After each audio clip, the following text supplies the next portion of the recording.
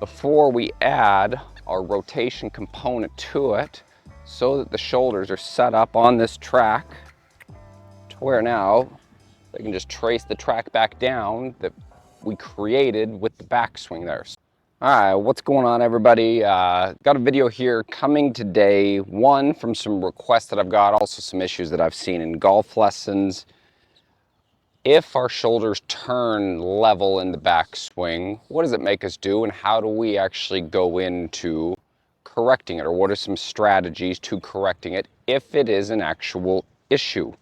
So first things first, I think it's important to understand the cause and effect of how things work and what their acting reactions are based on the movements that we create, example in our backswing. So if we take a player who turns their shoulders too level, this was something I struggled with, we turn the shoulders too level in the backswing and we're on more of an axis like this, a lot of times that gets a lot of pressure moving backwards because we're taking the center of the chest, starting from rotation in the center of the spine, taking the chest back, the shoulders are level, and then as we apply pressure to get back forward, this puts us into too much of a secondary tilt. And really where I would say this becomes problematic for the player is they generally, I would say good players generally get stuck too far from the inside. So if we look at this, if I'm the player, level shoulders, and I apply pressure forward, this is going to get the arms to drop, the chest is going to stay back and down. Now you can see this trail arm is stuck behind my seam line, so that's going to shorten the arc that we're on. So if we shorten the arc that we're on, something's going to have to move into the golf ball so that I can hit it, which is then most likely going to send the center of the golf club too far out to the right, causing both contact issues and issues that we may have to time and create extra movement to try and get the golf ball to move back to the target. So understanding what happens because of the shoulders turning level, and what a lot of times what causes the shoulders to turn too level, because I think a lot of us are taught the way I was to quote unquote turn in the backswing. So we're going to go into some ways that we can move the shoulders and we can move the spine and move the body in a manner that helps keep the club more on plane. And we're going to spend some extra time especially talking about the trail shoulder, I would say, and its movements from the top back down to the bottom and where we actually want to get it. So if we look at the shoulders as a whole right here, so from face on, let's call this 0, okay? So we know we want the shoulders to be turning on about a 45-degree incline. So if we look at that incline, one of the things that would help make that up is if we did some simple math with the lead shoulder.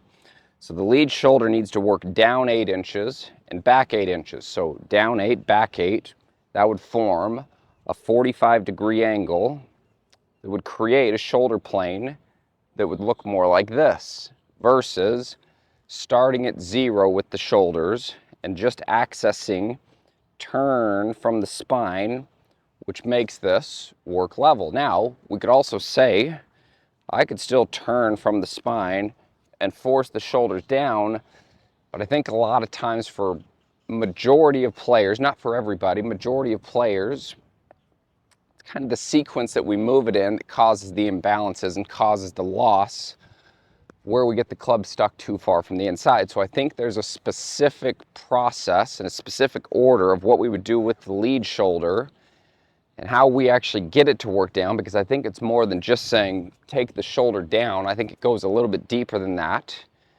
in order for us to create the proper inclination we want with the shoulder, so the down 8, back 8, to get on this 45-degree plane so that everything is working more around the inclination of the spine, where we have the ability to stay on center. So when we look at what allows the shoulder firstly to work down so that we can then get the right side back high, we can work on the downswing portion of it, is we would say from here, if I go into lateral flexion or side bend, we can see that side bend creates shoulder down. We could also go into a hip tilt, which would also create the shoulder down. I think either or works. I would say whichever one works best for you, but we need to get the shoulder working in a downward inclination. I think we can design it both ways. So if we said for easy reference, we're going to call it side bend here. So if I go side bend, then I go extension, and then I start to add rotation, you can see that allows me to stay and keep the head in more of a centered position, which actually gets the shoulders to work more on this incline right here. Okay, so if we said that again and you're at home and you're practicing this, I would do it in front of a mirror first and we would go in this order. I would say side bend extension. Okay, so this again, this is side bend. Now if we looked at what extension is from down the line, extension of the spine would be this. So this is me extending the spine. So when I combine side bend extension, and then I start to go into rotation lastly, that helps me stay quite a bit more centered. And that sets us up in a position to where now the trail shoulder is back and it's higher, and it's working on more of this inclination. So now with our balance piece right here, this would basically be our railroad track that this right shoulder would continue to work back down on versus going from here and tipping backwards and away from it. But I don't think when we're set up in a balance piece like this, I don't think it makes a lot of sense for us to want to tip backwards as much as if we're in rotation, pressure forward, the shoulder's just going to actually probably want to stay back there. So I think the way that we actually set this up is incredibly important from a sequential movement standpoint, going side bend extension, then rotation, so that we have the ability to work this right shoulder back down this inclination here. So again, it works back and up, and now this shoulder right here is going to start working back down. Okay, it's not going to go down and behind, it's actually going to be going back down and forward, which I can then counterbalance with this movement here from the lead side. Okay, so I think the main purpose of this right here is we need to stop, or we need to take away our reasoning for getting the golf club too far from the inside, which is turning level, adding pressure forward, and getting the arms trapped behind us to where the only direction the club can swing is actually out. So one of the ways that I like to practice this is I would do this in freezers, and I would go through the actual sequence of these movements. Side bend, extension, rotation, and then setting up to hit it like this. So we'd go in here, I'd go set up, I'm going to start side bend, extension. Now from here I'm going to add rotation. I'm going to feel what it's like to bring that back down to the ball like that. So again, I'm going to run through that. So I'm going to go side bend, extension, rotation, and from there I'm going to bring and feel like this right shoulder is working right back down that track that it went up on. It's going to work right back down that track that it went up on. So I'd go up there and freeze, and then I'm just going to come down, and I'm going to probably hit this about 75 to 100 yards. Left bend, extension, rotation, come down and hit. So we can see that ball went about 120 yards, and you can see where I've finished with my spine inclination right there. So what I did there is I traded this 45-degree inclination where the lead side is down and the trail side's high. Now from here, I'm trading that back on the way down, but we're actually set up in a position by going side bend, extension, rotation, okay, to actually start to give us the ability to do that on the way down. Now, if you're the player that's stuck from the inside, you might actually want to feel like you're trying to pull the golf ball from there once we get into this, okay? Because this might be a movement pattern yours. So an easy way of doing that is to take an alignment stick, throw it on target line, and as a neutralizer,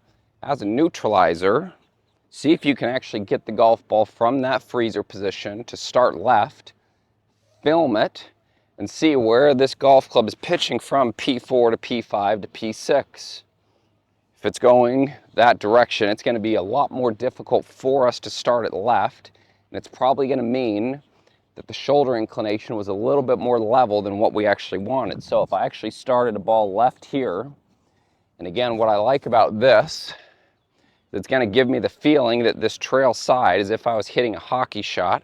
If I was hitting a hockey puck, I wouldn't go this way. If I was hitting a hockey puck, my trail shoulder, you can see how that would be going back down towards the golf ball before it starts to move forward and around there. So even rehearsing that, there would be my feel.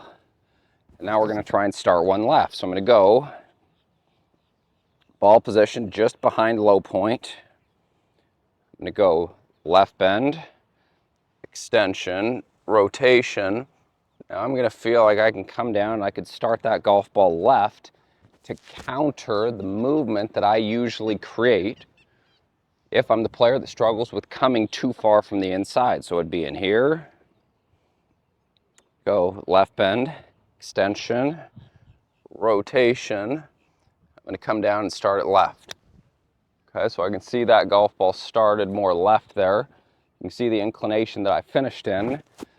So that for me, I would call that a success, because me as well, I can tell you my big issue is getting stuck too far from the inside and letting my swing direction move way too far out to the right, which gives me contact issues, curvature issues, start line issues, etc. So I think going into the shoulders and the incline that we actually want them to be on, there's a specific order that I think helps the majority of us by going side bend. So by going side bend, extension, before we add our rotation component to it, so that the shoulders are set up on this track to where now they can just trace the track back down that we created with the backswing there. So I hope that helps. I hope that kind of brings some clarity to why and how we can actually move the shoulder incline the way that we need to, so that we can set ourselves up in the downswing, ways that we can practice it, do it in mirror work. I wouldn't do it Mach 10 at first. I wouldn't do it crazy fast if you haven't done this before. Give yourself the ability to actually bring some awareness to the difference in this, because it's going to feel different. And if it feels different, that's probably a good thing. If it feels the same, we're probably doing the same thing. So give that a go. I hope this helps. If you have any questions, please leave those in the comments down below. I'll make sure I get back to each and every one of you. I appreciate your support. Thanks for watching. We'll see you next time.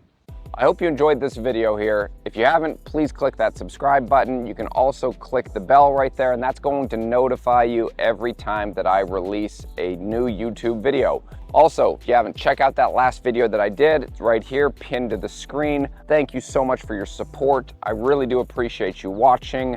If you have any questions, any comments, please leave those below, and I will make sure I get back to each and every one of you. So, thank you again. Appreciate your support. We'll see you next time.